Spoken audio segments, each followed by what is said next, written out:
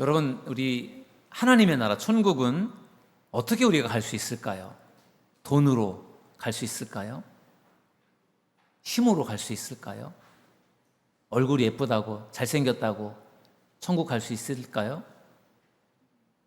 마음이 착하다고 갈 수 있을까요? 그런 것으로는 천국에 갈 수가 없습니다. 어릴 때 불렀던 찬양 중에 돈으로도 못 가요 하나님 나라, 힘으로도 못 가요 하나님 나라, 거듭나면 가는 나라 하나님 나라. 뭐로 간다고요? 믿음으로 가는 나라 하나님 나라. 아멘. 어렸을 때부터 불렀던 찬송 여러분 다 아실 것 같아요. 여기 이 찬양에 잘 나와 있어요. 어린이들이 부르는 찬양이지만 정말 중요한 진리를 담고 있는데, 하나님의 나라 천국은 믿음으로 간다는 거예요. 돈이 아무리 많아서 그 돈으로 천국에 갈 수 있는 티켓을 살 수 있는 게 아니라는 거죠. 힘이 아무리 세어서 힘으로 그 땅에 들어갈 수 있는 게 아니라는 거예요. 믿음이 없이는 하나님의 나라에 들어갈 수 없습니다. 6월 달부터 믿음에 대한 설교를 하고 있습니다. 믿음 시리즈 설교인데, 성경의 인물들에게 과연 어떤 믿음이 있었는가, 그들의 믿음을 좀 배우려고 제가 인물들을 뽑아서 한 사람 한 사람씩을 다루고 있는데, 오늘이 11번째 시간이고요. 오늘 다니엘의 믿음을 나누려고 합니다. 오늘도 우리가 잘 알고 있는 다니엘인데, 다니엘에게 과연 어떤 믿음이 있었는가, 그의 믿음을 우리가 배울 때 우리에게 도전이 되고 또 우리가 더 믿음이 성장하는 귀한 시간 되기를 주님의 이름으로 축원합니다. 다니엘의 첫 번째 믿음은요, 결단하는 믿음입니다. 저를 따라하겠습니다. 결단하는 믿음. 믿음이 뭐냐? 결단하는 것입니다. 결단. 여러분, 다니엘은 어느 시대 사람인가 하면요, 바벨론 포로 시대 사람입니다. 남유다가 바벨론에게 586년, 기원전 586년에 멸망을 당합니다. 그리고 포로로 잡혀갑니다. 그때 다니엘이 포로로 잡혀갑니다. 바벨론으로. 그때 다니엘의 나이가 몇 살이었느냐? 15살에서 17살 정도 됐다고 합니다. 그 나이에 바벨론의 포로로 잡혀간 거예요. 이 바벨론이라고 하는 나라가 그 당시에 그 고대 근동 지역을 장악하고 있었던 강력한 힘을 가지고 있었던 국가인데, 이 바벨론의 느부갓네살이라는 왕이 통치하고 있었는데, 이 바벨론 느부갓네살 왕의 정책 중에 하나가, 특별한 정책이 있었는데, 포로민들을 좀 무대하는 정책을 펼쳤습니다. 그래서 포로민 중에 왕족이나 귀족 중에서, 귀족의 자녀들 중에서 흠이 없고 용모가 아름답고 지혜로운 사람을 뽑아서 그들을 왕궁에서 살게 하면서 갈대아 학문을 가르치고 언어를 가르치면서 그들을 뒷바라지를 했습니다. 그들을 인재로 키워낸 거예요. 다니엘과 다니엘의 세 친구, 우리가 잘 아는 다니엘의 세 친구가 바벨론 포로 시대에 포로로 잡혀갔는데, 그들이 귀족이나 왕족의 자녀였던 것 같아요. 그래서 그들이 발탁이 되어서 결국은 왕궁에서 이제 교육을 받으면서 생활을 하게 되었습니다. 느부갓네살 왕은 이 교육생들, 그 포로이지만 교육을 받는 특별한 사람들에게 혜택을 주었는데, 왕궁에 살면서 교육을 받을 뿐만 아니라 왕의 음식을 먹게 해주었어요. 왕의 진미라고 할까요? 왕이 먹는 음식을 먹으면서 그들이 공부를 하고 거기서 성장을 한 것입니다. 그러니까 다니엘 같은 경우도 포로로 잡혀갔지만 사실은 특별 대우를 받은 거죠. 마음껏 좋은 음식을 먹을 수 있었고 공부도 할 수 있었고 뭔가 대우를 받은 것이죠. 그런데 이 다니엘의 마음이 그다지 편하지가 않았어요. 불편했어요. 그래서 어느 날 다니엘이 결단을 내립니다. 어떤 결단을 내리느냐? 다니엘, 오늘 본문은 아니고요, 앞에 있는 1장에 나오는 말씀인데, 다니엘 1장 8절에 우리가 잘 아는 말씀이 나와요. 다니엘은 뜻을 정하여 왕의 음식과 그가 마시는 포도주로 자기를 더럽히지 아니하리라 하고, 자기를 더럽히지 아니하도록 환관장에게 구하니. 아멘. 여러분, 다니엘이 뜻을 정한다라고 할 때, 이 뜻을 정한다라고 하는 것이 결단을 내리는 거예요. 무슨 결단을 내립니까? 왕의 음식을 먹지 않겠다, 이런 결단을 내립니다. 아니, 뭐 좋은 음식을 맛있게 먹으면 되는데 왜 그것을 먹지 않기로 결단을 했느냐? 문제가 되는 것이 고기였어요. 고기를 먹지 않겠다. 그리고 포도주를 먹지 않겠다. 왜냐하면은 그 왕의 상에 나오는 그 고기와 포도주가 자신을 더럽힌다라는 생각을 한 거예요. 자신이 거룩한 사람으로서 살아가려면은 고기와 포도주를 멀리해야 되겠다라는 생각을 한 거예요. 왜냐하면은요, 그 당시의 상황을 보면은 모든 고기, 시중에 유통이 되는 모든 고기는 재물에게 먼저 드려졌던 고기예요. 우상에게 먼저 드렸다가 그것을 이제 유통을 하는 거예요. 그러니까 결국은 유통이 되는 모든 고기, 왕의 상에 올라오는 고기까지도 다 우상에게 먼저 드려졌던 재물이라는 거죠. 그러니까 우상에게 드려졌던 재물이 그 고기인데 그것을 먹으면 내가 행여나 더럽혀질까 봐 다니엘이 그것을 염려한 거예요. 그리고 포도주를 먹었을 때도 마찬가지로 내가 거룩하게 살아가는 데 있어서 그것이 나에게 지장이 되고 방해가 될 것 같은 생각 때문에 다니엘이 뜻을 세운 거예요. 그 뜻이라는 것은 내가 앞으로는 고기를 먹지 않고 내가 포도주를 마시지 않겠다, 이러한 결심이었어요. 대단한 결심을 내린 거죠. 그때 이 다니엘의 나이가 15살에서 17살 그 사이 되는 일종의 청소년이었단 말이에요. 그런데 그런 큰 결심을 합니다. 그 당시에 그 왕궁에서 교육을 받는 사람들의 그 음식을 책임지는 사람을 환관장이라고 불렀는데, 그래서 그 환관장에게 다니엘이 이야기한 거예요. 제가 이만저만 해서 고기를 먹지 않을 것이고 포도주를 먹지 않을 것입니다. 그랬더니 그 환관장이 뭐라고 하냐면은, 행여나 고기를 먹지 않아서, 제대로 음식을 챙겨 먹지 않아서 얼굴이 초췌하고 좀 뭔가 건강에 문제가 생기면은 거기에 대한 책임이 저에게 있습니다. 음식으로 인한 건강으로 인한 문제가 발생이 되면 거기에 대한 책임을 제가 져야 되기 때문에 그것은 안 됩니다. 이렇게 반대를 해요. 환관장이. 뭐 당연한 거라 생각이 들어요. 그러니까 다니엘이 뭐라고 하냐면, 그러면은 열흘 동안 한번 시험을 해보십시다. 제가 고기를 먹지 않을 것이고 포도주를 먹지 않을 것이고 열흘 동안 채소 중심으로 식사를 할 텐데, 열흘이 지난 다음에 제가 전혀 달라지지 않았으면, 아무 저에게 문제가 없으면 허락해 주십시오. 그래서 그럼 그렇게 한번 하자. 그래서 열흘 동안 시험을 하게 되는 거예요. 열흘 동안 시간이 지나고서 이제 다니엘과 다니엘의 세 친구는 고기를 먹지 않고 포도주를 먹지 않고 채식 중심으로 음식을 먹었습니다. 그리고 나서 열흘이 지난 다음에 환관장이 다니엘과 세 친구를 보았더니 어떠했느냐? 다니엘 1장 15절에 보니까 열흘 후에 그들의 얼굴이 더욱 아름답고 살이 더욱 윤택하여 왕의 음식을 먹는 다른 소년들보다 더 좋아 보인지라. 아멘. 하나님의 은혜인 줄로 믿습니다.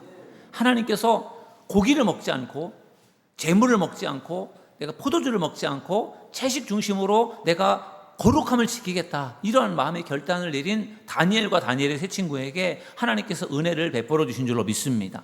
고기를 먹지 않는다고 해서 그들이 허약해지거나 그들의 건강에 문제가 발생되지 않았어요. 오히려 왕의 음식을 먹는 다른 소년들보다 훨씬 더 그들이 살이 윤택하고 얼굴이 아름다울 정도로 그들이 좋아 보였습니다. 그래서 결국은 이 환관장이 허락을 하게 됩니다. 그래, 그러면은 너희들이 원하는 대로 해주겠다. 그래서 그때부터 다니엘과 다니엘의 세 친구는 왕의 식사에서 고기를 먹지 않았고 포도주를 먹지 않게 된 것이죠. 여러분, 이것이 다니엘의 결단임을 믿으시길 주님의 이름으로 축원합니다.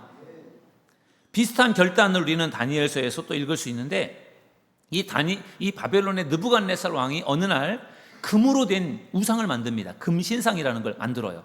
그래서 금신상을 만들어 놓고 모든 그 바벨론 제국에 있는 모든 사람들, 뭐 바벨론의 어떤 시민들과 또 포로민들까지 모든 사람들에게 이제 공포를 하는데, 모든 사람들은 이 금신상에게 절을 해라, 정해진 때에 절을 해라, 이렇게 이제 명을 내린 것이죠. 그때 다니엘의 세 친구가 금신상에게 절을 하지 않아요. 왜냐하면 다니엘과 다니엘의 세 친구는 하나님 이외에 다른 신을 섬기지 않는 그러한 철저한 신앙을 가지고 있었기 때문에 금신상에게 절을 하지 않죠. 그런데 그때 그 느부갓네살 왕이 금신상에게 절을 하라고 명하면서 만약에 내 명을 어기면, 금신상에게 절하지 않으면 어떻게 한다고 했죠? 풀무불 속에 던져넣겠다.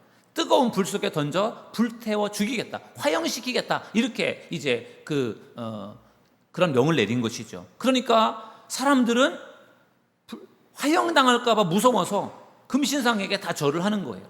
그런데 다니엘과 다니엘의 세 친구는 금신상에게 절하지 않았어요.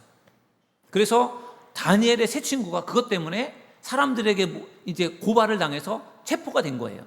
체포가 되어서 다니엘의 세 친구가 이제 느부갓네살 왕 앞에 끌려왔습니다. 그런데 느부갓네살 왕은 다니엘과 다니엘의 세 친구를 굉장히 사랑하고 아낍니다.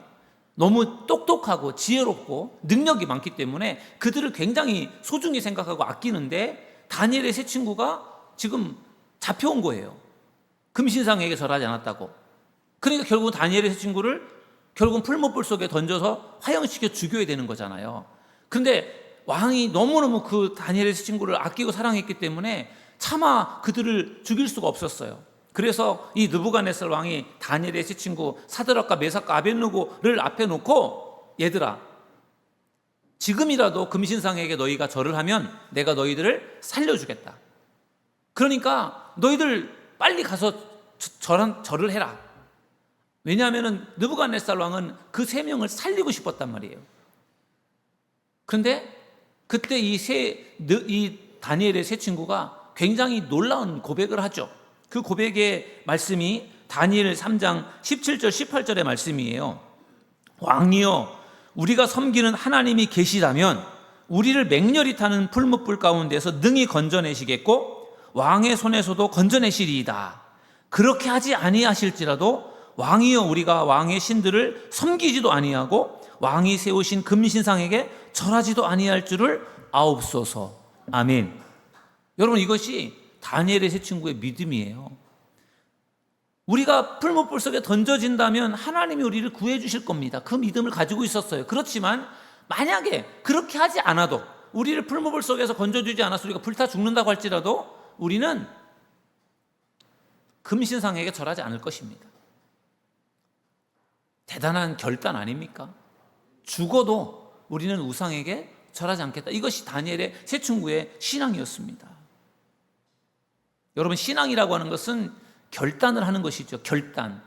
여기 함께 예배하는 여러분들 중에도 뭐 저처럼 엄마 뱃속에서부터 신앙생활하신 그런 분들도 계시겠지만, 뭔가 인생의 많은 풍파와 어려움 속에서 결단을 내리고 하나님을 믿게 된 분들 계시잖아요.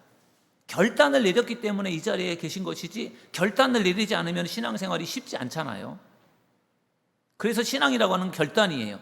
하나님을 선택할 것인가, 세상을 선택할 것인가에 대한 결단을 내리는 것이죠. 여러분, 하나님을 섬기기로 결단하신 여러분들이 끝까지 하나님을 잘 섬기는 믿음의 사람들이 되기를 주님의 이름으로 축원합니다. 지난주부터 70일 감사일기 쓰기를 하고 있습니다. 작년에는 50일 했는데 올해는 이제 조금 더 하려고 70일을 했어요. 원래 100일을 하고 싶었는데 70일을 올해는 하게 되어서 70일 감사일기 노트를 만들어서 이제 여러분들에게 나눠드렸는데, 어떻게 잘 감사일기를 쓰고 계십니까? 여러분들이 쓰고 계신 분들은 계속해서 쭉 써가시고요. 아직도 쓸까 말까 고민하고 계신 분들은 오늘부터라도, 앞에 빠진 건 그냥 건너가시고 오늘부터라도 다시 감사일기를 쓰시기를 주님의 이름으로 축원합니다. 여러분, 안 하던 일을 한다라는 거 쉽지 않아요. 그러나 결단을 하면, 내가 그 일을 왜 해야 되는지, 이 일이 왜 중요한지 제가 여러분들에게 설명을 드릴 때, 목사님 말을 들어보니까 해야 되겠다, 이런 마음의 결단을 내려서 한번 도전을 해보십시오. 작년에도 50일 감사일기를 쓰게 했는데 참여한 분들이 한 15분, 20명 정도, 처음부터 끝까지 다 하신 분들이 그렇게 많지는 않았지만 그 참여했던 분들이 너무 좋았다라는 말씀을 하셨어요. 또 했으면 좋겠다. 저도 했었는데 저도 참 유익했어요. 여러분, 하루하루의 삶을 돌아보면서 감사할 게 전혀 없는 것 같지만, 힘들게 어렵게 살아가는 인생들에게 있어서 감사할 게 아무것도 없을 것 같지만 그렇지 않습니다. 하루하루를 살면서 하루의 삶을 살고 나서 저녁 시간이 되었을 때 가만히 눈을 감고 오늘은 어떤 감사한 일이 있었을까를 한번 조용히 묵상해보고 돌아보시면요, 문득문득 감사한 일들이 참 많아요. 그래 그거를 써보는 것이죠. 여러분, 감사는 땡큐라는 감사라는 그 단어가 think에서 나왔다고 하잖아요. 감사는 생각해보면 더 많은 걸 느끼게 됩니다. 그래서 여러분들이 감사를 생각해보고 감사를 찾아보다 보면요, 이것도 감사하고 저것도 감사하고 오늘도 감사하고 내일도 감사하고 모레도 감사하고 그러다 보니까 계속해서 감사 일기를 쓰다 보면요, 나도 모르는 사이에 감사의 사람으로 그렇게 내가 성장이 되어 있는 것을 발견하게 되는 것입니다. 그래서 제가 여러분들에게 꼭 권면을 드립니다. 이번에 감사 일기 꼭 쓰기로 결단하기를 주님의 이름으로 축원합니다. 내가 한번 해봐야지 이렇게 마음의 결심을 하면은 할 수 있습니다. 뭐 그거 한다고 뭐 좋아지겠어? 이런 생각 하지 마시고 한번 해보자. 목사님 말씀을 믿고 해보자. 그런 마음으로 한번 도전해 보십시오. 그러면은 여러분들이 올 2025년도에 더 많은 감사가 여러분들의 삶에 넘치게 될 줄로 믿습니다. 결단하는 것이 믿음이에요. 다니엘에게는 바로 이 믿음이 있었습니다. 결단하는 믿음. 여러분에게도 이 믿음이 있기를 주님의 이름으로 축원합니다. 두 번째 다니엘의 믿음은 경건 생활에 힘쓰는 믿음입니다. 저를 따라하겠습니다. 경건 생활에 힘쓰는 믿음. 경건 생활이 매우 중요합니다. 사도 바울이 그의 제자 디모데에게 경건 생활을 강조하면서 이렇게 권면했습니다. 디모데전서 4장 7절에 보면은 망령되고 허탄한 신화를 버리고 경건에 이르도록 내 자신을 연단하라. 아멘. 내 자신을 연단하라는 이 말은 훈련하라는 이야기예요. 경건해지도록 훈련하라. 여러분 경건해지는 일이 하루아침에 되지 않습니다. 하루아침에 교회 나간다고 경건해지지 않아요. 정말 어떤 사람은 수십 년 동안을 훈련해야 경건해지는 사람이 있어요. 경건은 하루아침에 되는 것이 아니라 끊임없는 훈련을 통해서 경건해지고 거룩해진다는 것을 믿으시길 주님의 이름으로 축원합니다. 그래서 여러분들도 경건에 이르기를 훈련하시기 바랍니다. 여러분, 다니엘은 경건 생활에 힘썼어요. 어떻게 할 수 있습니까? 다니엘이 경건 생활에 힘썼다라고 하는 것을 다니엘은 하루에 3번씩 기도를 했습니다. 하루에 3번, 아침 9시, 그리고 오후 3시, 저녁 9시, 이런 식으로 하루에 3번씩을 기도를 한 거예요. 매일매일 3번씩 기도한다라는 게 쉬울까요? 쉽지 않습니다. 어렵습니다. 여러분, 매일매일 하루에 3번씩은 아닐지라도 매일매일 기도하는 성도들이 되기를 주님의 이름으로 축원합니다. 그럴 때 여러분들의 삶에 놀라운 하나님의 은혜가 임하게 될 줄로 믿습니다. 다니엘은 15살에서 17살 사이 즈음에 바벨론의 포로로 잡혀왔습니다. 그 전에는 유대에서 살았죠. 그때에도 다니엘은 하루에 3번씩 기도했어요. 바벨론 포로로 잡혀가기 전에도 10대 이전에도 하루에 3번씩 기도했습니다. 그게 다니엘의 습관이에요. 기도 습관. 그리고 다니엘은 15살에서 17 사이에 바벨론의 포로로 잡혀갔습니다. 그리고 왕궁에서 3년 동안 훈련을 받습니다. 그때에도 다니엘은 3번씩 기도를 합니다. 그 이후 포로 생활 이후에도 계속해서 다니엘은 하루에 3번씩 기도를 합니다. 다니엘은 대략 다니엘서 2장에 보면요, 다니엘이 3년 동안 왕궁에서 갈대아 학문을 배우고 교육을 받고 훈련을 받은 다음에 언어를 배운 다음에 다니엘이 그 당시에 바벨론의 느부갓네살 왕의 희한한 꿈을 해석을 합니다. 그래서 다니엘이 바벨론의 총리가 됩니다. 그때가 대략적으로 다니엘이 20살 정도가 되었을 때입니다. 아주 젊은 나이에 청년의 시절에 애굽의 총리가 된 거예요. 바벨론의 총리가 된 거예요. 마치 요셉과 비슷합니다. 20살 즈음에 바벨론의 총리가 되어서 그때부터 이제 계속 공직 생활을 합니다. 그만큼 다니엘은 젊을 때부터 굉장한 지혜와 능력이 있었고 탁월한 실력을 갖추고 있었어요. 그러다가 이제 오늘 다니엘 6장 본문을 읽었는데, 다니엘 6장에는요 왕이 바뀌어 있어요. 메데 바사 지역의 왕으로 다리오라는 왕이 세워집니다. 그리고 이때는 다니엘이 나이가 몇 살이 되느냐? 80세 노인이 됩니다. 15에서 17살 즈음에 포로로 잡혀온 다니엘이 20살에 총리가 된 이후에 계속해서 이제 나라의 중요한 일들을 하고 있었고, 왕권이 여러 번 바뀌면서 이제 다리오라는 왕이 그 바사 제국을 집권을 할 때, 그때 다니엘의 나이가 80세 노인이 되었어요. 그때 다리오 왕이 이 전국을 120개로 나누어서 다스리면서 거기에 고관들을 세우고, 그 120명의 고관 위에 3명의 총리를 세웁니다. 그런데 그 3명의 총리 중에 한 사람이 바로 다니엘이었어요. 다니엘은 나이가 80이지만 그 어느 누구보다도 굉장히 지혜롭고 똑똑했습니다. 다니엘 6장 3절에 보면 이렇게 말씀하고 있어요. 다니엘은 마음이 민첩하여 총리들과 고관들 위에 뛰어남으로 왕이 그를 세워 전국을 다스리게 하고자 한지라. 아멘. 마음이 민첩했고 그리고 뛰어납니다. 뛰어난 120명의 고관들 위에 더 뛰어난 3명의 총리를 세웠는데, 그 3명의 총리를 세웠다는 이야기, 그 위는 왕이잖아요.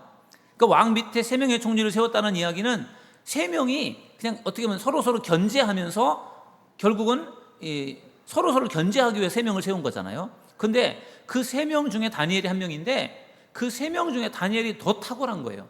그러니까 이 다리오 왕이 그 3명 중에서도 다니엘을 더 높이 세워서 다니엘이 모든 나라를 다스리게 하려고 하는 그런 계획을 세운 것이죠.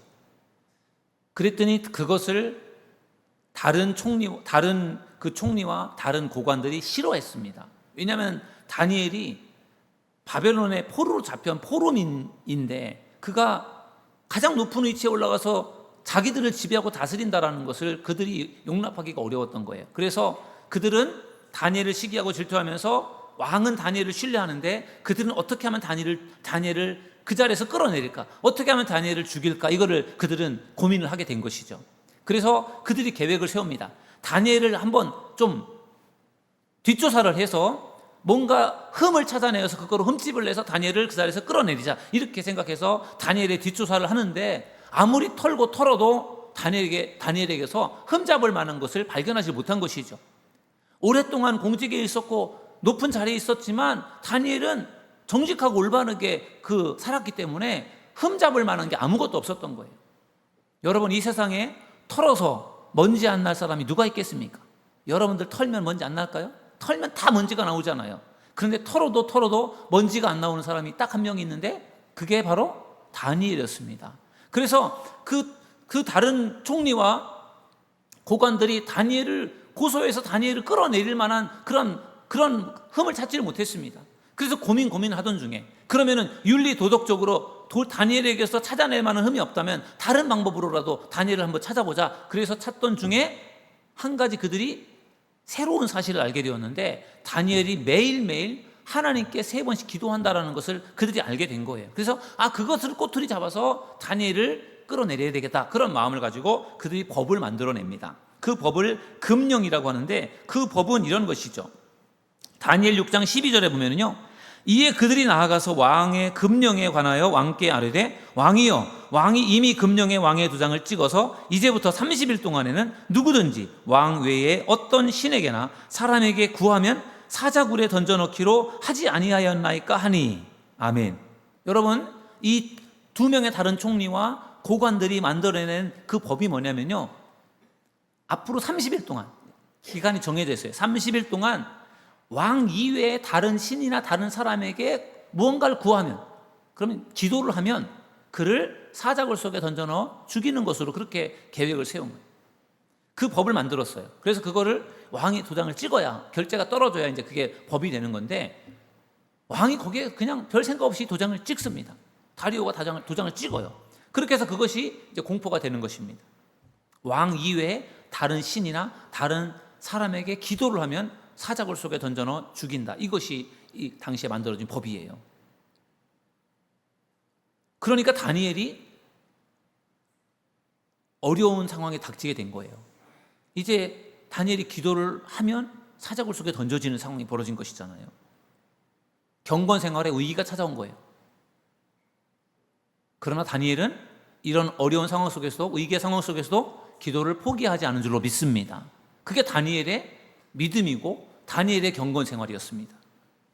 여러분, 경건 생활이 매우 중요합니다. 우리 교회가 계속해서 추구하고 있는 경건 생활이 있습니다. 그것은 성경 통독과 기도입니다. 매일 성경 읽기, 매일 기도하기. 여러분 우리가 정말로 가장 어떻게 보면 경건 생활의 기본인데, 우리가 매일매일 성경을 읽고 매일매일 기도하는 삶을 살아갈 때 우리가 더 거룩하고 성결한 믿음의 사람으로 성장하게 될 줄로 믿습니다. 믿으시기 바랍니다. 분명한 것입니다. 말씀과 기도를 우리가 힘쓰면 우리는 거룩하고 성결한 삶을 살게 되는 것입니다. 여러분, 그러나 말씀과 기도로 매일매일 묵상하며 기도하면서 말씀을 읽으면서 살아간다는 것이 결코 쉽지 않습니다. 아무나 쉽게 다 할 수 있는 게 아니에요. 마귀가 못하도록 방해를 놓습니다. 그래서 지속적으로 성경을 읽어가는 게 힘들어요. 우리 교회가 목표하는 것이 모든 성도들이 1년에 성경을 일독하는 거란 말이에요. 성경을 일독하려면 하루에 최소 3장을 읽어야 되는데, 그리고 하루는 5장을 읽어야 됩니다. 그런데 그게 하루하루 3장씩 읽어가는 게 그렇게 어려운 것 같지 않지만 한 달을 안 해보세요. 그럼 그게 분량이 많이 쌓여서 나중에 못하게 된단 말이에요. 매일매일 내가 3장씩 읽겠다 그렇게 생각하고, 3장을 읽고 나서 잠깐이라도 내가 기도한다라는 그런 마음을 가지고 성경을 읽고 기도하는 삶을 살아가는 여러분들이 되기를 주님의 이름으로 축원합니다. 그러면 여러분들의 믿음이 성장할 수밖에 없습니다. 그 하나님 기뻐하십니다. 그런데 이것이 쉽지가 않아요. 경건 생활을 지속하는 것이 쉽지가 않습니다. 그래서 혼자서 경건 생활을 하는 것이 어려워요. 그래서 같이 하는 게 중요합니다. 나와 함께 경건 생활 할 사람들. 그래야 서로를 격려해주고 챙겨주고 확인해주고.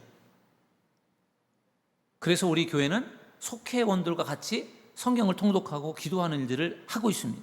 그 속장님들이 좀 번거로우시겠지만 매일매일 우리 매주마다 속도원들의 성경을 확인을 해요. 몇 장 읽으셨어요? 오늘 성경 읽으셨나요? 이번 주 몇 장 읽으셨죠? 이번 주 기도를 얼마나 하셨어요? 몇 시간 하셨어요? 이렇게 속장님들이 숙제 검사하듯이 확인을 해요. 그러면은 그것 때문에라도 안 할 수 없으니까 속장님 눈치를 봐서라도 내가 읽어야지. 내가 속장님 눈치를 봐서라도 내가 기도해야지. 언제는 성경을 못 읽었어요. 근데 속장님이 성경 몇 장 읽었어요? 그랬는데 차마 못 읽었다고 말을 못해서 저 10장 읽었어요. 이렇게 거짓말을 했어요.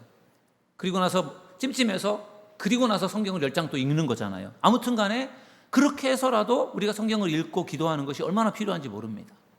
여러분, 우리가 말씀과 기도를 통해서 우리가 거룩해질 수 있는데, 늘 매일매일 우리 교회가 추구하고 있는 성경 읽기, 기도하는 일에 최선을 다하신다면 여러분들이 더 믿음이 더 강건해질 줄로 믿습니다. 경건 생활에 힘쓰는 믿음의 사람들 되기를 주님의 이름으로 축원합니다. 다니엘의 세 번째 믿음은요, 포기하지 않는 믿음입니다. 저를 따라하겠습니다. 포기하지 않는 믿음. 여러분, 다니엘은 기도를 하면 사자굴 속에 던져져서 죽는다라는 것을 잘 알고 있습니다. 아니, 최고의 총리가 그걸 모르겠습니까? 왕의 도장을 찍어서 법령이 만들어졌는데 다니엘이 모를 리가 없습니다. 그런데 그것을 알면서도 다니엘은요, 그냥 기도를 합니다. 그게 다니엘의 포기하지 않는 믿음이에요. 다니엘 6장 10절, 너무나도 유명한 성경 구절인데요. 우리가 한번 이 말씀을 다시 한번 읽어보실까요? 읽습니다. 시작. 다니엘이 이 조서에 왕의 도장이 찍힌 것을 알고도 자기 집에 돌아가서는 윗방에 올라가 예루살렘으로 향한 창문을 열고 전에 하던 대로 하루 3번씩 무릎을 꿇고 기도하며 그의 하나님께 감사하였더라. 아멘. 여러분, 구구절절 이 6장 10절 말씀 속에 정말 놀라운 말씀들이 많이 담겨 있어요. 왕의 도장이 찍힌 것을 알고도, 모르고 기도하는 게 아니에요. 다 알아요. 도장이 찍힌 것, 기도하면 사자굴 속에 던져지는 것 다 알아요. 그러나 알면서도 다니엘은 그냥 기도를 합니다. 여러분, 다니엘이 적당히 타협할 줄 모르는 사람일까요? 이런 30일 동안 하나님께 기도하면 사자굴 속에 던져져서 죽게 되잖아요. 그러니까 이런 상황에서 하나님 어쩔 수 없습니다. 30일 동안은 하나님 제가 기도를 잠시 쉬겠습니다. 그렇게 한다고 뭐 큰일이 나겠어요? 아니면은 뭐 윗방에 올라갔다고 그러는데 다락방에 올라간 거예요. 다락방에 올라가서 거기서 늘 기도를 했는데 그냥 문 잠고 조용하게 기도를 하면 누가 기도하는지 모르잖아요. 그렇게 해도 되잖아요. 그런데 다니엘은 그렇게 하지 않아요. 꼼수를 부리거나 그렇게 하지 않고 다니엘은 그냥 전에 하던 대로 똑같이 그냥 합니다. 어떻게 하죠? 다락방에 올라가서 윗방에 올라가서 거기서 창문을 열고 예루살렘을 향해서 창문을 열고 기도를 했다. 이렇게 말씀하고 있어요. 기도하면 대적자들이 다니엘을 잡아다가 사자굴 속에 당장 넣어서 죽게 할 텐데 그것을 알면서도 다니엘은 기도를 멈추지 않아요. 죽음이 눈앞에 왔지만 다니엘은 기도를 포기하지 않습니다. 이게 다니엘의 믿음이에요. 얼마나 대단합니까? 여러분, 다니엘이 다락방에 올라가서 창문을 열고 예루살렘을 향해 기도했다라고 말하는데 다니엘이 왜 예루살렘을 향해 기도했을까요? 그것은 다니엘이 솔로몬의 기도를 알고 있었던 거예요. 솔로몬의 기도를 알고 있었고 솔로몬의 기도를 믿었기 때문에 다니엘이 그 성전을 향해서 기도를 한 거예요. 솔로몬이 성전을 건축하고 나서 봉헌을 할 때 드린 기도가 유명한 기도예요. 그 솔로몬이 기도를 어떤 기도를 하냐면은 하나님 앞에 성전을 하나님 앞에 봉헌할 때 너무나도 감격스럽게 기도하면서 하나님, 여기서 기도할 때 하나님께서 하늘에서 저의 기도를 들어주세요. 성전에서 기도하는 기도를 들어달라고 그렇게 솔로몬이 기도합니다. 근데 솔로몬의 기도는 거기서 끝나지 않아요.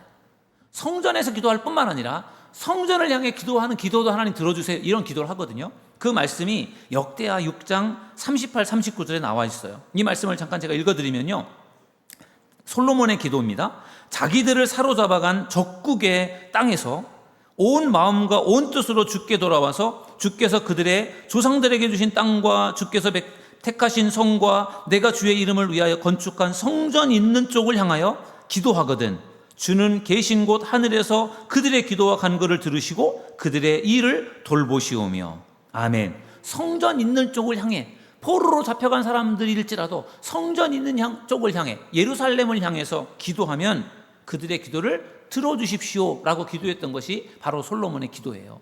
이 기도를 다니엘이 알고 있었고, 그래서 다니엘이 포로로 잡혀왔기 때문에 예루살렘 성전에 가서 기도할 수 없으니까 그 성전을 있는 방향으로 기도를 드린 것입니다. 여러분, 이것이 다니엘의 신앙이고 다니엘의 믿음인 줄로 믿습니다.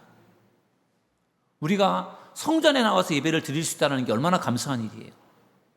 코로나 때는 성전에 못 나올 때도 있었잖아요.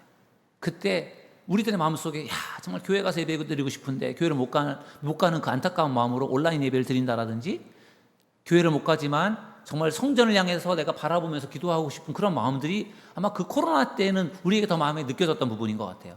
여러분, 성전을 사랑하시고 성전을 향해 기도하는 여러분들이 되기를 주님의 이름으로 축원합니다. 하나님께서 기뻐하십니다. 2018년에 일본 나가사키라는 곳을 다녀왔습니다. 일본은 우리나라보다 더 선교가 일찍 이루어졌어요. 복음이 먼저 들어왔어요. 특히 캐톨릭이 먼저 들어갔는데, 그때 이제 점점점 믿는 사람들의 수가 많아지게 되니까 도요토미 히데요시라고 하는 그 사람이 기독교를 박해를 합니다. 금교령을 내렸지만 기독교세가 계속 수그러들지 않으니까 1587년, 거의 뭐 우리나라 임진왜란이 일어났던 그때 그 땅에 복음이 들어간 거예요. 그래서 그때 이 도요토미 히데요시가 기독교를 박해하는데 교토에 있는 선교사와 믿는 사람들 26명을 체포를 해서 그들을 끌고 나가사키로 이동을 합니다.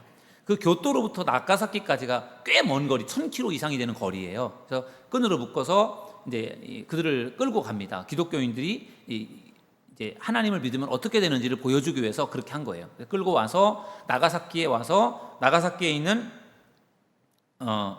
니가자카라고 하는 그 언덕에다가 그 26명을 십자가에 달아서 죽입니다. 26명이 거기서 순교를 당하는 거예요. 그런데 여러분들 지금 사진에 잘 표현이 될지 모르겠지만 26명의 그 지금 동상이 그 기념관에 저렇게 야외에 거기에 이제 전시가 되어 있는데, 저도 가봤는데 26명의 그 순교자들 중에 3명이 키가 작아요. 저기 보면 키가 좀 작은 사람이 3명이 있는데 그 사람들은 12살에서 14살 정도가 되는 어린이들이라고 합니다. 어린이들도 순교자 중에 3명이 포함되어 있었던 거예요. 그러니까 그 26명을 끌고 오던 그 일종의 사무라이 자객이 그 3명의 어린이를 보면서 너무 안타까워서 그 어린이에게 이야기했다는 거죠. 얘들아, 너희들 지금이라도 예수님 안 믿겠다고 말하면 내가 너희들 살려줄 테니까 너희들 지금이라도 예수님 믿지 않겠다고 나한테 말해. 그랬더니 그 3명의 아이가 절대로 그렇게 안 하겠다라는 거예요. 예수님은 나를 위해서, 우리를 위해서 죽으셨는데 우리도 예수님을 위해 죽을 거예요 하면서 그들이 목숨을 구하지 않고 그냥 어른들과 함께 같이 순교를 했다라는 거예요. 어린이들도 뭘 안다고 그 신앙을 가지고 신앙을 지키기 위해서 목숨을 버린 거잖아요. 나가사키에 있는 순교지에 가서 저도 기도를 하는데 그런 생각이 들더라고요. 나 같으면 과연 죽음 앞에서 믿음을 지킬 수 있을까요?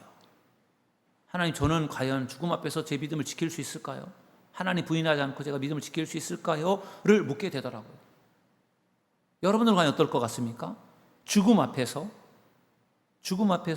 과연 우리가 믿음을 끝까지 지킬 수 있을까요? 죽음 앞에서 믿음을 포기하는 배교자들도 있잖아요. 근데 죽음 앞에서 끝까지 믿음을 포기하지 않는 사람이 바로 순교자의 길을 걸어가는 것입니다. 여러분, 순교자의 신앙이 왜 중요합니까? 죽음 앞에서도 믿음을 버리지 않는 신앙이 바로 순교자의 신앙이기 때문에 그런 것이죠. 우리에게도 이러한 믿음이 있기를 주님의 이름으로 축원합니다. 절대 어느 순간에도 포기하지 않는 믿음, 이 믿음이 바로 다니엘의 믿음이었습니다. 다니엘이 죽음 앞에서도 포기하지 않고 기도를 진행할 때 어떤 일이 벌어졌습니까? 결국은 다니엘은 체포가 되어서 사자굴 속에 던져졌죠.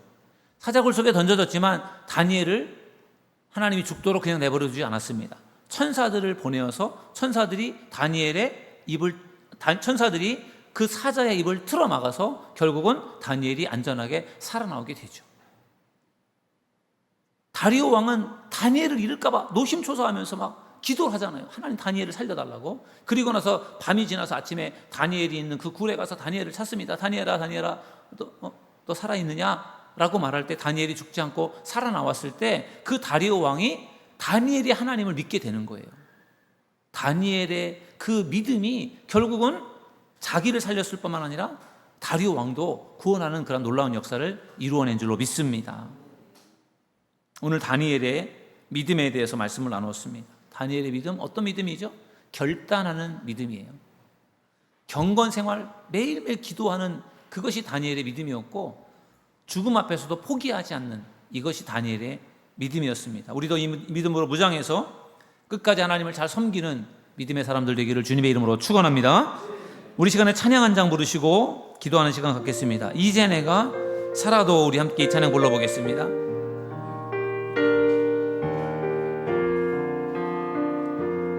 이제 내가 살아도, 이제 내가 살아도 주 위에 살고, 이제 내가 죽어도 주 위에 죽네. 하늘 영광 바라보며, 하늘 영광 바라보며 날 오라 하네.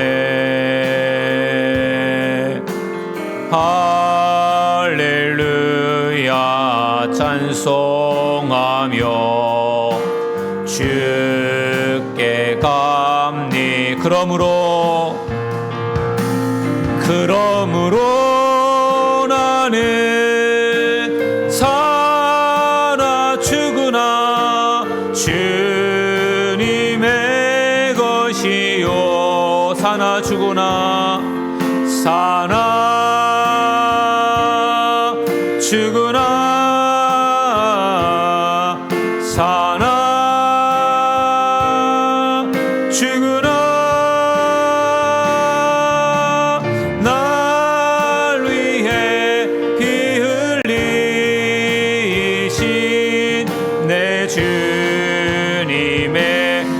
것이 사나 그러므로 나는 사나 죽으나 그러므로 나는 사나 죽으나 주님의 것이요 사나 죽으나 사나 죽으나 날 위해 피 흘리신 내 주님의 것이요. 이 시간 다니엘의 믿음에 대해서 우리 말씀을 나누었습니다. 다니엘은 왕의 음식을 먹지 않기로 결단합니다. 하루에 3번씩 기도하는 기도의 사람이었습니다. 죽음 앞에서도 기도를 포기하지 않았습니다. 그러므로 하나님은 다니엘을 사자굴 속에서 죽지 않고 사는 기적을 일으켜 주신 것입니다. 이 시간 우리가 다니엘의 믿음을 본받기 위해서 사나 죽으나 우리가 주님의 것임을 믿고 우리가 온전히 주님만을 섬기는 믿음의 사람이 될 수 있게 해달라고 이 시간 우리 주여 한번 부르짖고 통성으로 기도하겠습니다. 주여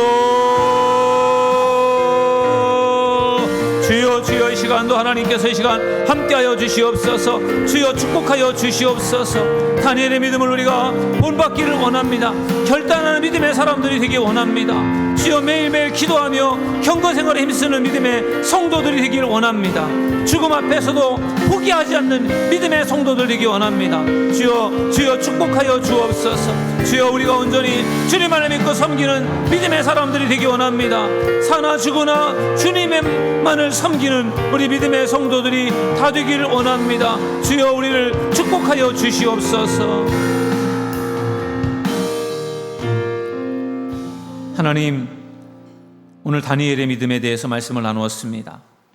결단하는 믿음이고 경건생활에 힘쓰는 믿음이고 결코 포기하지 않는 믿음이었습니다. 우리에게도 이 믿음을 주셔서 세상을 이기고 승리하는 하나님께 인정받는 믿음의 사람들 되게 하여 주옵소서. 우리 구주 예수님의 이름으로 기도드리옵나이다. 아멘.